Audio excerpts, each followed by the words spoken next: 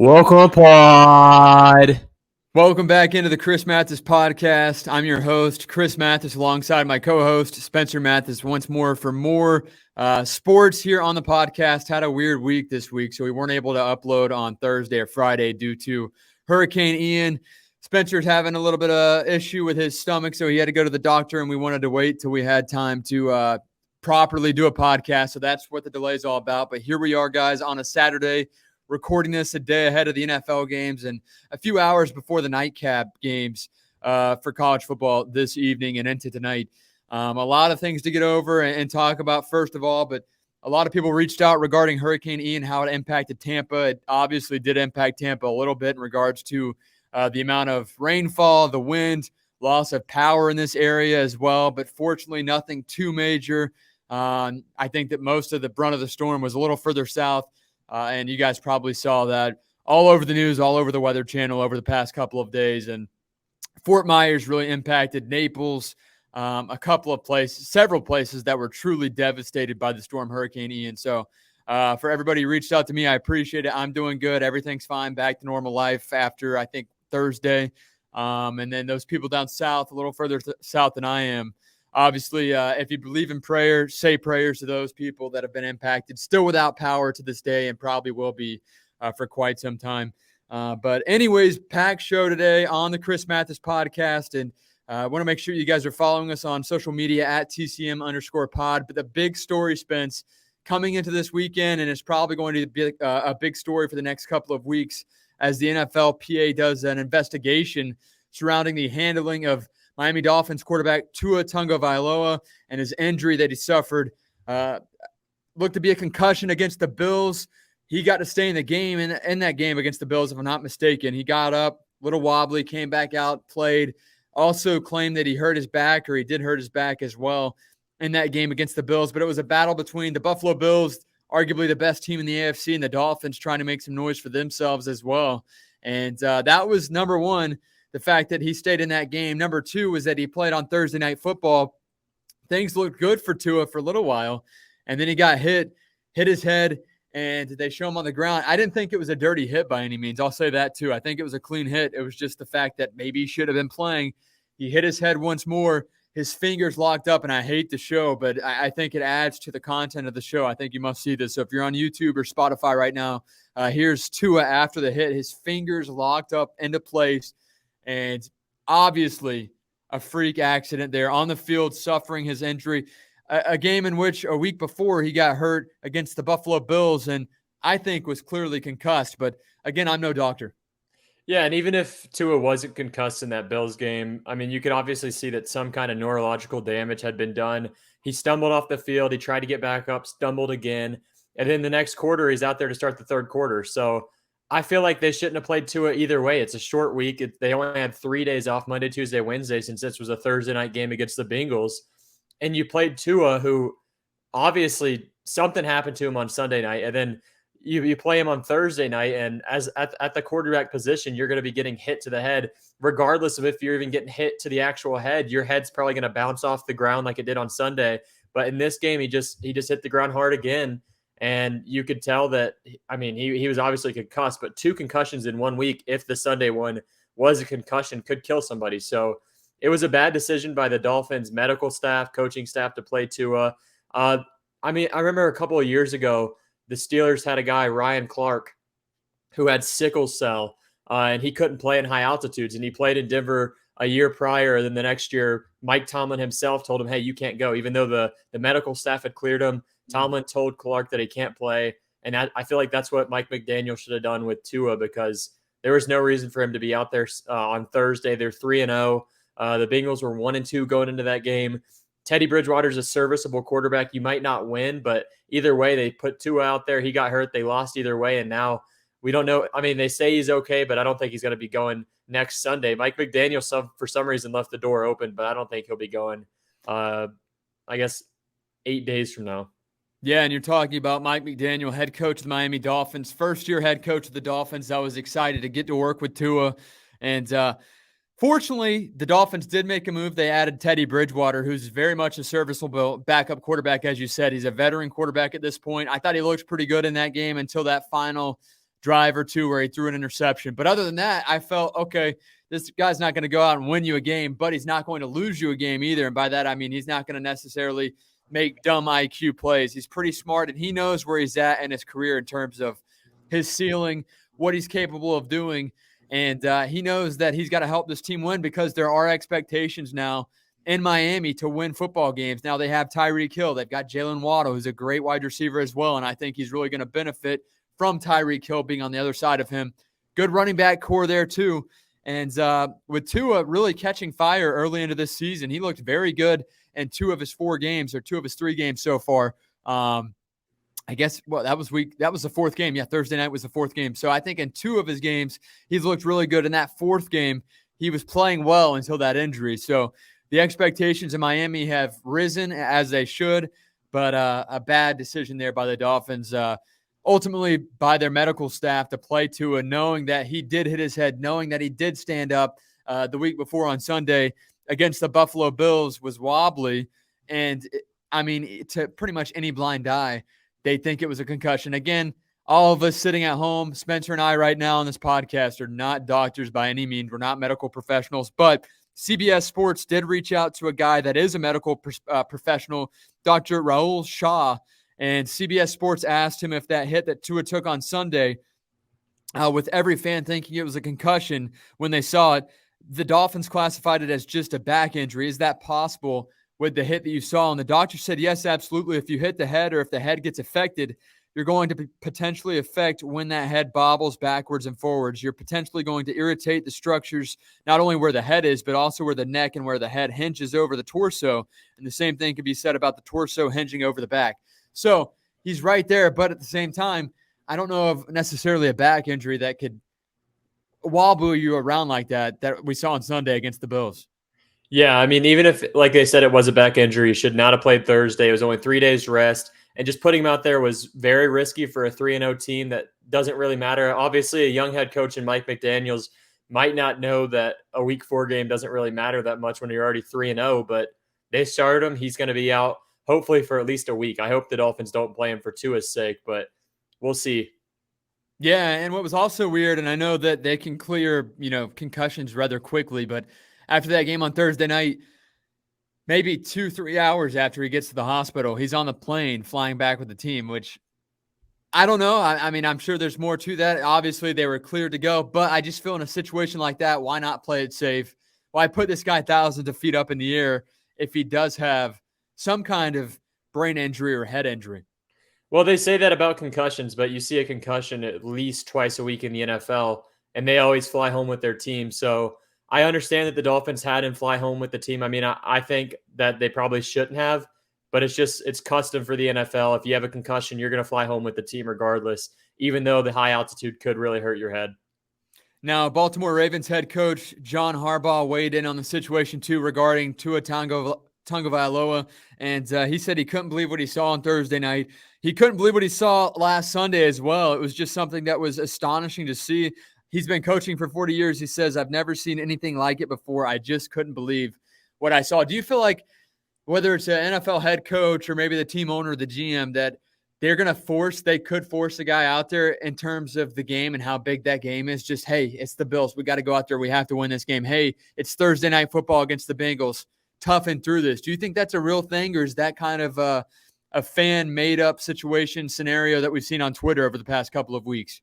Yeah, Twitter's taken this and ran with it. That's definitely a fan thing. I mean, a Week 4 game, I'm pretty sure a head coach isn't really going to forcefully send his quarterback out there if the medical staff has said he can't go. Obviously, the medical staff said he could go. Mike McDaniel may have even told Tua, hey, I don't really want you playing. And Tua said, hey, I'm fine, coach. Put me in. That could obviously be a thing. So I don't really think that a head coach, especially a rookie head coach, really has any say over the medical staff in the NFL. So I'm going to say no. I'm going to say the medical staff cleared him, and Tua wanted to play, so he was out there.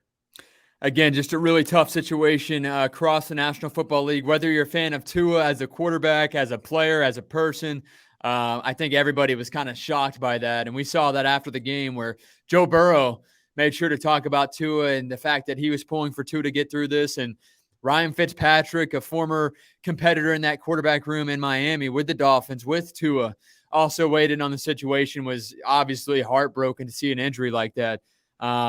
But with the way Tua was going this year and the kind of projectile he was going on, did you feel like he was going to have a pretty solid season, or was it the fact that he's finally got weapons? It's still early in the year. Things were just getting lucky and things were going in the right way for the Miami Dolphins. I think he was doing pretty good this year. I mean, you go back to that Ravens game, he didn't do anything the first 3 quarters. The fourth quarter, he throws for 4 touchdowns. So Tua obviously has progressed this season. He's got better weapons. And I don't think his season's over by any means. I think he'll be probably back out there within the next 2 weeks. But luckily, because whenever the injury happened, a lot of people thought that maybe, hey, this guy could be paralyzed like Ryan Shazier of the Steelers 3 or 4 years ago. So lucky for Tua and the Dolphins and every NFL fan that he's really not going to be out for the entire season, hopefully. They cleared him. Obviously, he'll be fine. So I think we'll see him in about 2 weeks. Miami Dolphins right now without Tua, assuming that Tua is out, and hopefully is out this week. As you said, Spence, they are 3-1 right now, coming off of wins against the Patriots in week 1, the Ravens in week 2. They lost to the Bills, or correction, they're 2-2. Lost to the Bills they beat the Bills 21-19, and they lost to the Bengals 27-15. So they are 3-1 here in this season. And if you look ahead at the schedule, they take on the New York Jets and New Jersey, and then they'll host the Minnesota Vikings and then host the Pittsburgh Steelers. For it to be considered a win, if Tua is out, how many of those 3 games do they have to win?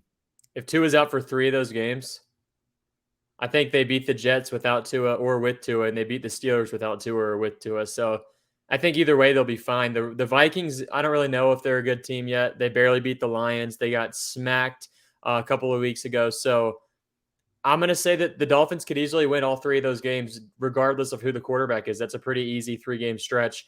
They'll probably go 2-1 if I had to choose. I think a win versus the Jets is just a definite at this point. Yeah, no doubt. Again, the Jets just we know how they operate. They've been the bottom of the barrel in the NFL for quite some time now. A quarterback that's healthy right now and a quarterback that has great bloodline, Arch Manning, high school quarterback. He broke his dad's records, both his uncle's records, Eli and Peyton Manning. Obviously, Arch is Archie's son, who also played football back in the day. But Arch Manning broke Eli and Peyton's high school records for passing yards and career passing touchdowns in high school. And this guy is a class of 2023 graduate. He graduates this year, this spring, the number 2 prospect in the country behind Malachi Nelson, a USC commit. Again, just an incredible bloodline for Arch Manning, and to see him surpass those 2, Eli and Peyton Manning, says a lot about this guy and his potential. Obviously a senior in high school right now. Yeah, Arch Manning is actually Cooper Manning's son. That's Archie right. is the dad of Peyton and Eli. But, I mean, he broke the 2 records. That's really cool.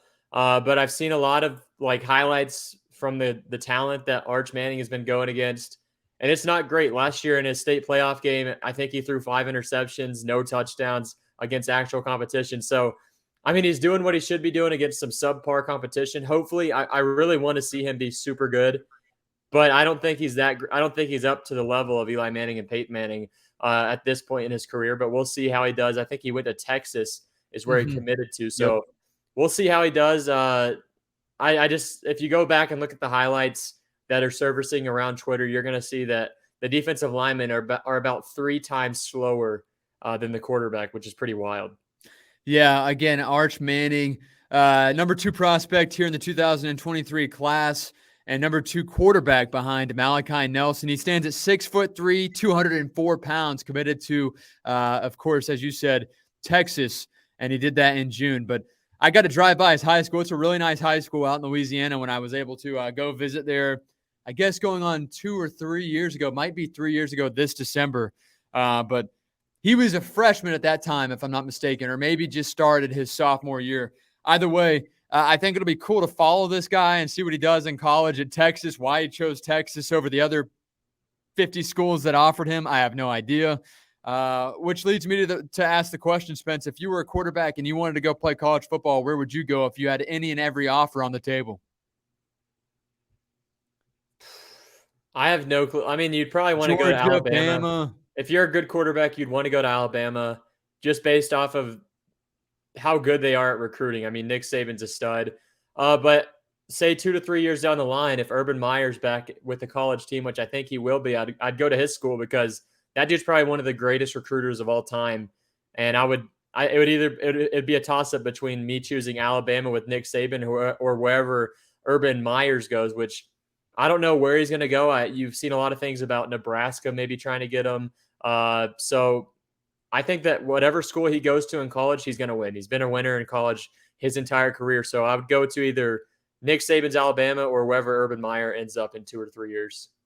Yeah, and just don't tick him off because he might kick you unless that's just an NFL situation where he kicks only NFL kicker caliber players only. We saw that last year with Urban Meyer. And since then, the Miami Dolphins, man, they look solid. And we've seen our guy Trevor Lawrence step up to the plate this year. He's looked really good throughout the first 3-4 weeks of the season. Yeah, T-Law's looked very good. The Jaguars are a pretty good team. We're actually going to see if they're a really good team this week. I forgot who exactly they play. It's a really good team. I think they actually play the Eagles this Sunday. So yep, in Philadelphia. If the Jaguars are really actually a good team, if they can compete with the Eagles, who are 3-0, one of the last 3-0 teams. But T-Law's had a good second season, and you like to see it, especially with Travis Etienne coming back. They've got a pretty good receiving core. They spent a lot of money on Christian Kirk, and he's done very good for them through the first 3 weeks. So I think T-Law's having a great season, and I'm definitely gonna keep a close eye on that because it's kind of like his rookie season at the moment. I mean, his first year as head coach was a guy that got fired in like 8 weeks. Then he had an interim coach, so really no way for him to develop in year one. So we'll see how he ends up for the rest of year two. About 14 games left in the season. Yeah, do you like Trevor Lawrence? Do you think he'll be a good NFL quarterback by the time it's all said and done? Yeah, I think he'll be a pretty good NFL quarterback. I mean, the accuracy was the issue in year one. He threw, I think, a league-leading 18 interceptions with Matt Stafford. So he had a lot of interceptions last year. This year, I think he's 6 touchdowns, 1 interception. So I'm liking what I'm seeing out of T-Law through the first 3 weeks. But this week against a great Eagles defense is going to be tough. Yeah, Philadelphia Eagles still undefeated, and we'll get into those game predictions here momentarily. Also, some big news regarding next week's Talk to Him Tuesday. That's right. On Tuesday, we'll have a new episode of Talk to Him Tuesday, first one in months since Pat Johnson, Philadelphia Eagles linebacker, who joined us probably going on 3 or 4 months ago, but we're going to get that picked up, and it'll start back this Tuesday with Talk to Him Tuesday. We'll get into that guest here momentarily. You got to stick through it. Before we move on to our NFL picks for this weekend, for tomorrow's games, and of course Monday night as well, we want to talk a little bit about Aaron Judge. Aaron Judge of the New York Yankees launched his 61st home run of the year last week, and now has tied Roger Maris for a single season record for both the New York Yankees franchise and the American League. 61 home runs, and by the time you're watching this, or by the time Monday or Tuesday comes around, he might have jumped that to number 62. But Judge also in search of and threatening to win the AL Triple Crown as well this year. And he's in line to become the highest sought-after free agent here this offseason. And we heard earlier this year, earlier in the spring, Spence, that this guy declined a deal in which the Yankees were going to pay him $210 million. Yeah, he's going to be one of the most sought out after free agents of all time in any sport. I mean, and I don't think he's going to choose the Yankees. He's kind of strayed away from the question, but each time a Yankees reporter or fan has asked him, he really hasn't been definite that he's going to go back to the Yankees. And you can't blame him because a team is going to offer him a shit ton of money. And luckily for Major League Baseball, they've got a guy like Aaron Judge because the sport is absolutely dying. They haven't done anything for it. One guy does steroids, and Tatis, he's out for a year and a half. That's everybody loved the guy league. But I mean, I think that baseball at this point is dying so quick and so fast that we may get to a point where the steroid era comes back because the games are tough to watch. I mean, there's not a lot of runs right now. Home runs at an all-time low unless you're looking at Aaron Judge. He's single-handedly saving baseball. Hopefully, for the sake of MLB, they have a good postseason this year. Last year was pretty good. The Braves ended up winning it, but they've got to have a good postseason. And Aaron Judge, he's definitely going to be a part of it. And if the Yankees win the World Series for baseball's sake, that's huge. Yeah, and you talk about baseball and how things are looking down for Major League Baseball. They're trying to implement a couple of rule changes and adding a pitch clock to try to speed up the game. And I want to say I saw a report on that this past week in which it cut down the game time 25 minutes in AAA by having that new clock, that pitch clock. And they're going to implement that here in the Major League next season. But I went to a game a little bit over a week ago, right at a week ago, by the time you guys are tuned into this podcast, at Tropicana Field. The Tampa Bay Rays were hosting the Toronto Blue Jays. It was a big game, and it was 0-0. Sorry about that. I hit my mic. 0-0 in the 6th or 7th inning, and there was maybe 2 or 3 hits. And I appreciate a game like that because it's perfectly executed. Like, it's a fundamentally sound game. Everyone's doing their job. But in terms of, hey, let's go have fun, let's go catch a baseball game tonight, that's not fun. Yeah, baseball is the only sport where two teams could absolutely be doing nothing on offense and fans will eat it up. I mean, a no-hitter is like considered the holy grail of baseball, but that means that one of the teams didn't have a hit the entire game. It's not very fun to watch. I get that. And a couple of the no-hitters have had less than 10 strikeouts with the guys pitching. So baseball is about strikeouts and home runs. And right now we're seeing a good amount of strikeouts, but we're not seeing a lot of home runs. For baseball's sake, Aaron Judge is doing great. And you could easily see the Yankees being the top dogs in the AL. I'm not sure they'd get past the Dodgers in the NL, the Braves, or the Mets, depending on how that NL East shakes up. So, I mean, baseball, I think within 5 years, we're going to see some steroid usage being allowed. Aaron Judge, I think by the time you guys are watching this, we'll hit number 62. I think he has roughly 5 games, maybe 4 or 5 games left. Spence, how many home runs do you think he finishes the year with? 63. So he goes over.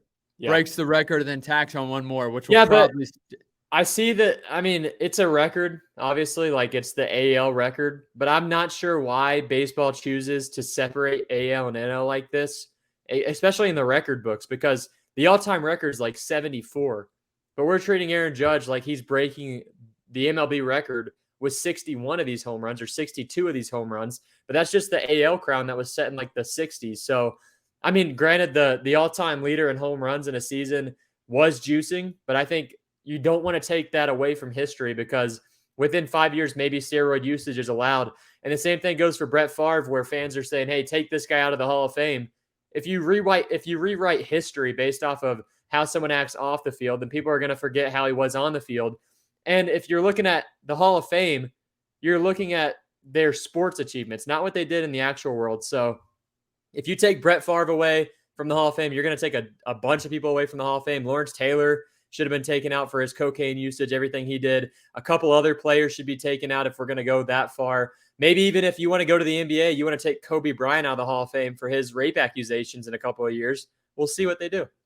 Yeah, that's a good point. I didn't even think about that. And I think that that's a fair statement to make. It's all about, unfortunately, how they performed on the field. And then especially when things come out years later regarding off the field. And with Brett Favre, that was after his playing career was over. So I don't, I wouldn't take him out of the Hall of Fame.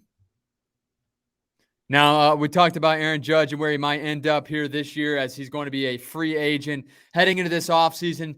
Spence, I talked about he declined a $210 million offer from the New York Yankees. Well, I saw a report from CBS Sports with their top 5 most realistic landing spots. Number 5, Boston Red Sox. Looking at number 4, San Francisco Giants. 3, the New York Mets. 2, Los Angeles Dodgers. And at 1, the New York Yankees. I'm thinking that he sticks with the Yankees, and here's why. You talk about the fact that he keeps deflecting every question regarding is he going to come back to the Yankees or anything really regarding the Yankees and his current contract situation. I think this is a way just to get more money. They know that I think deep down, he wants to stay in New York if they paid him the money. And I think with this and the fact that these other teams are trying to inquire about him, they want him, they're going to pay him the big bucks. There's probably going to be 15 teams that try to land Aaron Judge this offseason. 10 have a fair shot. 5 really have a chance. But I think that with the fact that he's able to kind of push off the fact that he doesn't want that little money, per se, because other teams are offering more, is only going to push the New York Yankees to offer more and match that offer. And I think if the Yankees match, he's got to come back. Well, I mean, the Yankees, of course, tried to shore him up midway through the season with a contract that look, whenever he signs his new contract, that contract's going to look like absolutely nothing. And I mean, I think that 3 of those teams are going to offer the same thing. And if he doesn't want to stay in New York, I think the Red Sox or the Dodgers are 2 pretty viable options. And out of the 3 teams, I would say Red Sox would be one of the teams that I think that he's going to be going to the most out of those 3 in the Yankees, Red Sox, and Dodgers. So we'll see what Judge decides. And this playoff is going to take a big part into his decision. If the Yankees get swept in the first round, I don't think he's returning. I think it'll be interesting to see how it all shakes out. If I could choose where to go and they were going to pay me the same amount of money, I think I'm still staying put in New York simply because of my legacy was built there. You stay, you're a hero. You win maybe a championship. I don't know. The Yankees haven't won in so long. It's ridiculous how they still talk about their pennants and all of this like they just won last year. If he were to leave, I think you would go to another AL East team and try to compete in that division and really screw over the Yankees. And obviously, the AL East, year in and year out, almost every year, is the best division in baseball. Yeah, I would. If I'm Aaron Judge and the Yankees get swept or lose in the first round, I'm going to the Red Sox just to be the Yankees 17 times this season. Yeah, I think that we'll have to kind of wait and see regarding what Aaron Judge will do here. But obviously, they got a postseason to go through, and it'll be interesting to see how that all shakes out here. And we'll keep you guys posted on the Chris Mathis podcast. Again, we're going to be talking about our guest on Talk to Him Tuesday, and we'll get into that here momentarily. But first and foremost, want to hop right into our NFL predictions. And we got to be really quick with this. I know we're in a lightning round, but we're going to knock these out. Moving on to Sunday's NFL game, starting off with 9:30 a.m. kickoff. The New Orleans Saints will take on the Minnesota Vikings in London. And the Saints are a underdog, 3-point underdog in this game. Yeah, then, I've seen a lot of reports that Jameis Winston might not go. And we could easily see the Saints starting off the season 1-3. And I think the Vikings are going to win this game if Winston goes or not, because Andy Dalton's not a great backup quarterback. He's a decent quarterback, but even if you throw out Jameis Winston, he's still got his back injuries. So I'm going to go Vikings in this game, a 9:30 a.m. game in London. Not sure how many people are going to be tuned into that in America, but we'll see. Yeah, I'm going to go with the Vikings as well. I think it's an easy victory over the Saints. And Jameis Winston doubtful. Michael Thomas, I think, is also ruled out as well. Before we continue with these games, I want to shout out our sponsor, Information on Demand, pre-employment background screening services. They offer fast, accurate, and affordable background screening services. They've got you covered whether you need criminal background checks, drug screenings, E-Verify, academic accreditations, or other screening services. You can rest easy knowing a highly trained search team will get you the information you need in just 8 hours or less. They're nationwide, whether you're in Oregon, you're in Georgia where Spencer's at, you're down here in Tampa, Florida, where I'm at right now at the Rude Air Conditioning Studios at iHeartMedia Tampa Bay. Give my friends at Information on Demand a call, 855-914-4636. Again, Information on Demand, 855-914-4636. They bring you our picks, and they bring you the Chris Mathis podcast each and every day as we bring our show. And we continue with our picks. I've got the Vikings as well in this game. And we're going to move on here to Sunday afternoon games with the Los Angeles Chargers taking on the Houston Texans in Houston.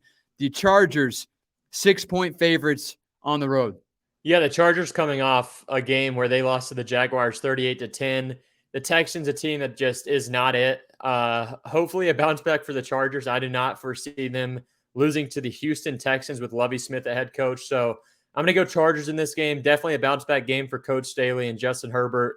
I'm going to say Chargers by 20. Yeah, I think it's a blowout victory for the Chargers. I don't know about 20, but I think it's going to be at least 14 or so. And the Chargers look to be a much better team than Lovie Smith-led Houston Texans. Now, the Chicago Bears will take on the undefeated New York Giants in New Jersey on Sunday afternoon. The home team Giants, 3-point favorites against the Bears.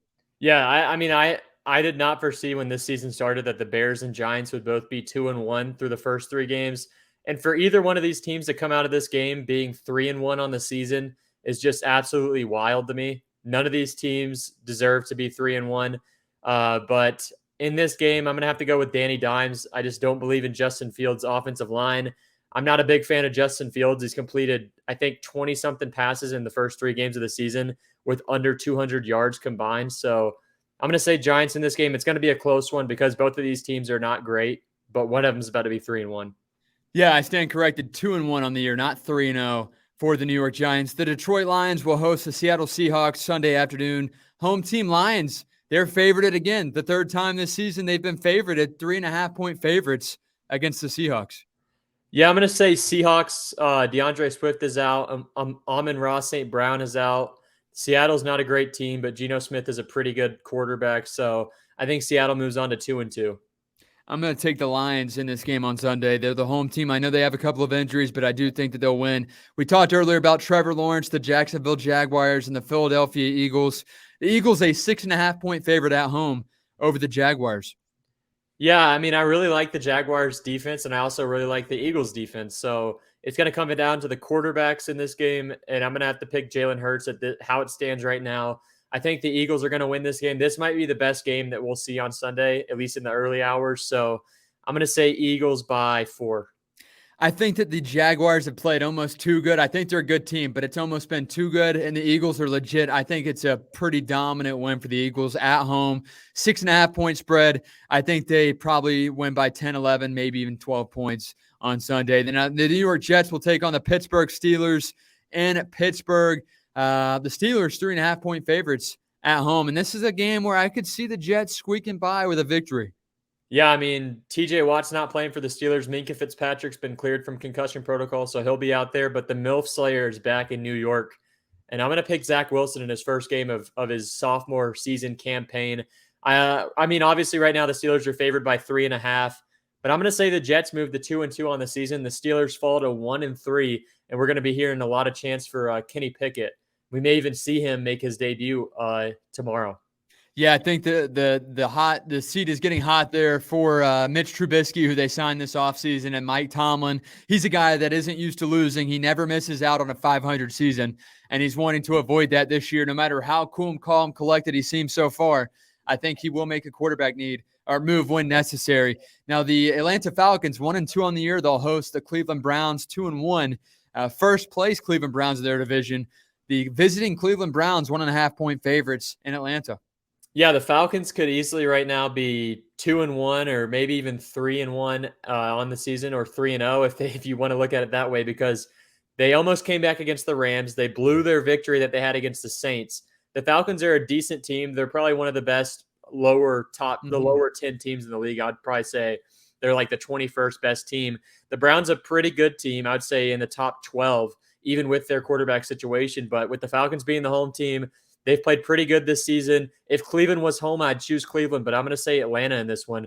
Luke Collins going to that game, so I think the Falcons are probably going to win it for him. I'm going to go with the Cleveland Browns in this game in Atlanta. I think it's a close game, and I think Atlanta looks solid. They've played clean, fundamentally sound football. They just haven't been able to get the ball to Kyle Pitts, who they drafted so high 2 years ago. Now, the Indianapolis Colts will host the Tennessee Titans at 1 p.m. on Sunday. Colts 1-1, Titans 1-2, and it's a battle of AFC South teams. Going to be a good game, I feel like, and I feel like Matt Ryan needs this one. Again, the Colts, the home team, 3.5-point favorites. Yeah, this game is going to be a slop fest. I'm going to pick the Colts in this one as well. I think both of these running backs are going to have to run the ball as much as possible. I'm going to say 20 carries for each one. So if you're into prop bets, 20 carries over for Derrick Henry and 20 carries over for Jonathan Taylor, if you want to go ahead and lay that one down, because both of these quarterbacks not looking good this season. Tannehill somehow just beat the Raiders, but the Raiders are 0-3 to start the year. And then you have the Colts, who are 1-1, or I do believe they tied, they lost, and they won. Mm-hmm. They got absolutely walloped by the Jaguars. They somehow beat the Chiefs last week due to profanity. So they're not a good team. Somehow they've got to win. The Chiefs just kind of got screwed over in that game, honestly, with Chris Jones walking up to Matt Ryan. He said something after the Colts went 3-and-out, and they throw the flag as the punt team's coming on and give the Colts a free first down on the final drive of the game. So in this game, I've got the Colts. I don't think they're a good team, and I don't think the Titans are a good team either. The Dallas Cowboys, they'll host the Washington Commanders. 1 o'clock kickoff on Sunday. Cooper Rush is going to start again for the Dallas Cowboys. He's looked pretty solid so far. 500 passing yards, 2 touchdowns, 0 picks, a QBR of 91.6, which is better than Carson Wentz on the other side of things. And the Commanders they gave up a lot. They paid a lot of money to get Carson Wentz from the Philadelphia Eagles to sign him. Or was it a trade? I completely forget. No, you're right. Yeah, okay. They paid big money to get Carson Wentz. And Cowboys 2-1, Commanders 1-2. Cowboys, the home team, a 3-point favorite on Sunday. Yeah, well, you could look at it either way. They paid big money because they're stupid enough to take that contract away from the Colts. It was a trade. I think it may have been a second-round pick involved. But for the Commanders to willingly take that Carson Wentz contract that he signed with the Colts last year is just absolutely asinine, in my opinion. He got sacked 9 times last week. Yeah. You go back and look at the plays that he was taking sacks on, just throw the ball away. I mean, the guy tries to extend every play. He doesn't throw as many interceptions as Jameis Winston did in 2019. But if you watch him, he's who people think Jameis Winston is, because he will run backwards 20 yards with 2 people on him, and he'll throw the ball up. It'll go 5 yards and get pick 6. This dude is awful. I don't think the Commanders are a good team. The Cooper Rush-led Cowboys are 2-0. The Cowboys, I think, have won 11 of their last 13 or so against NFC East opponents. So I think the Cowboys are a lock in this game. Yeah, I think they'll win this game as well. Cooper Rush looks to improve to 3-0 this season, which is insane. Dak Prescott, what? Who? When? Huh? The Buffalo Bills, they'll take on the Baltimore Ravens in Baltimore on Sunday. The Bills, 3-point favorites on the road. I'm going to go ahead and say it. I'm going to cut you off right here. I've got the Ravens winning in this game. Yeah, another great game. Bills, Ravens, 2 of the best quarterbacks we've seen so far in this 2022 season. I think right now, if the season were to end today, Lamar Jackson would be the MVP. I get Josh Allen's played good, but Lamar Jackson's numbers are pretty incredible right now, and I'm going to stay with you. I'm going to go with the Ravens as well. I think they're a very good team. I think this is going to be a top 3 game from this week, maybe even number 1. This game's going to be incredible. I mean, both these teams are obviously going to be in the playoffs when the season comes to an end, but I'm going to go with the Ravens in this one. 2 letdown teams go head-to-head on Sunday afternoon, 4 o'clock kickoff, 4:05 kickoff. The Arizona Cardinals travel to Charlotte to take on the Carolina Panthers. Both teams 1-2 respectfully, and they've really – I'm very disappointed in both teams, in particular the Kyler Murray-led Arizona Cardinals. But, again, 1-2 here. Baker Mayfield, the quarterback of the Carolina Panthers, who comes away 2-2 on the year. Yeah, I mean, you would expect the Panthers to be 1-2 through the first 3 games with Matt Rule as their head coach, but the Cardinals, they're 1-2. They got smacked by the Chiefs in week 1. Last week, they got smacked by the Rams. The scoreboard was only an 8-point difference, but that game was awful. And then week 2, it had to go to overtime. Kyler Murray had to somehow come back from a 16-point deficit to come back and win that game on a fumble for a touchdown. So the Cardinals could easily be 0-3. The Panthers week 1 and week 2 lost on field goals. Week 3, they played a great game against the New Orleans Saints. I mean, they shut down that offense. So I'm gonna go with the Panthers in this game. I just haven't seen anything out of the Cardinals. Their win, I don't think, was very deserved. They had to get pretty lucky in that game to win that.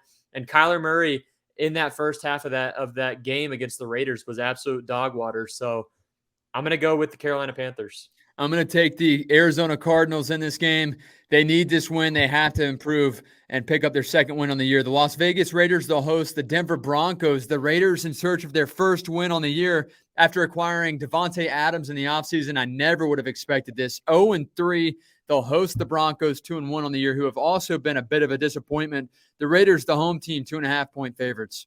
Yeah, Raiders need a win, 0-3 to start the season. The Broncos have barely won their 2 games that they've played. I mean, I think they won 11-10 at one point in one of these games. So Russell Wilson has looked awful this season, and Broncos fans have rightfully so been booing him off the field any chance they get.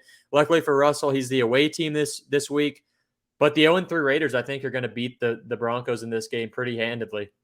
I think that we'll see a victory from Denver Broncos, and we'll probably hear and see a lot of memes on Sunday. That's right. That's right. I think that the Denver Broncos prevail on the road. The Raiders, the biggest story, dropped to 0-4 in 2022. Write it down right now. Count that in with your bookie. Now, the Green Bay Packers, they'll host the New England Patriots on Sunday. 4:25 kickoff. The Packers coming off a huge win against the Buccaneers, 14-12. They needed that win. It was in Tampa. Very impressive game there. Very impressed with the Packers defense as well. Packers, a 9.5-point favorite at home. Yeah, if you're a betting man and you're looking for your lock of the week, you see Mac Jones is not playing for the Patriots. Even if he was, the Packers would beat him. So I'm going to say Packers in this game, and I think the Packers are going to win by over the 9.5. I think they're going to win by at least 14. Man, that really stinks. Cole Wright pulled a sick Mac Jones autograph jersey card yesterday. Sent me a photo of it, and it might be the sickest card I've ever seen somebody that I know pull. It was pretty cool. I have to send you a picture after this podcast, but Really sweet. I hope that Matt gets back to action just so his card can keep climbing. I think he said it's worth about $300 right now. It's I would sell it right cool. now. What's that? I would sell it now. Really? Okay, at Cole Wright, you hear that, man? The Patriots are dead in the water, man. Sell it right now. Now, the big game that I care about the most, obviously living in Tampa, the Tampa Bay Buccaneers will host the Kansas City Chiefs, a rematch of the Super Bowl 2 years ago. The Bucs, 1-point favorites at Raymond James Stadium, 8:20 kickoff. This was a game that was kind of up in air until Friday afternoon, or maybe Thursday evening, in which they decided, or was it Friday afternoon, in which they decided that the Bucs would play the Chiefs on Sunday night in Tampa as originally scheduled. Even with Hurricane Ian and the weather, the uncertainty, the Bucs will still get to play the Chiefs in Tampa. The Bucs, a 1-point favorite. They're coming off of a 2-point loss to the Green Bay Packers at home last week. Both teams, the Bucs and the Chiefs, 2-1. Yeah, this is going to be a very good game. One of the best Sunday night games you're going to see. I do believe in the Buccaneers defense. I like the Chiefs offense, but I think the Buccaneers defense is better than the Chiefs defense. And Mike Evans will be playing for Tampa Bay. We don't know about Godwin yet. He's questionable. Julio Jones questionable. But we're at least going to have Mike Evans and Russell Gage out there, hopefully, on Sunday. And if that's the case, I think the Buccaneers win this. It's going to be a great game. It's going to be a lot like the 2020 matchup in the regular season between these two teams. The Chiefs won by I think it was 8 at the end of that game, maybe even a little bit less because the Bucs had a comeback. But I think the Buccaneers in this game are going to win by less than a touchdown. I think it'll be a great game. This is one that everybody should be tuned into as well. Now, Monday night, the San Francisco 49ers will host the Los Angeles Rams, a rematch of that NFC title game from last year. The home team, 49ers, 1.5-point favorites. Yeah, I'm going to have to stick with the Rams here. I don't think the 49ers are a great team. Even though they've got Jimmy G back, they haven't really looked the same without Mike McDaniels as their offensive coordinator. And I think the Rams are going to win this one. It should be a decently close game, but the Rams will squeak it out. Yeah, I'm going to go with the Rams as well on the road. Matt Stafford has to play a good game. I'd like to see Jalen Ramsey have a good game too. The 49ers still trying to figure out a few things offensively as well. And I talked to you guys earlier before our predictions regarding our Talk to Him Tuesday guest. It's Gabby Akinsanya, the Director of Business Development at Fresh Tape Media, a creative production company headquartered in Denver, Colorado. We got to know her a little bit through her dad, Bill, at Young Harris College basketball games, and she has an awesome career. It's going to be a great story that we're going to share with you guys on Tuesday with Gabby, and we're going to interview her. And she grew up in Alpharetta, Georgia, graduated from Georgia College and State University in Milledgeville, Georgia back in 2014. She does great work for Fresh Tape Media based out of Denver, Colorado, and they do some incredible things, but we're going to save that for Tuesday. So Tuesday, new podcast, Talk to Him Tuesday, the first one in months, and this is one that you're not going to want to miss. You have to tune in. Gabby Akinsanya will join us on Tuesday right here on the Chris Mathis podcast. That's all we've got for you guys today. Enjoy the rest of the Saturday afternoon games and Sunday's games as well. We'll talk to you guys next week. Tuesday, set your alarms. Bye-bye.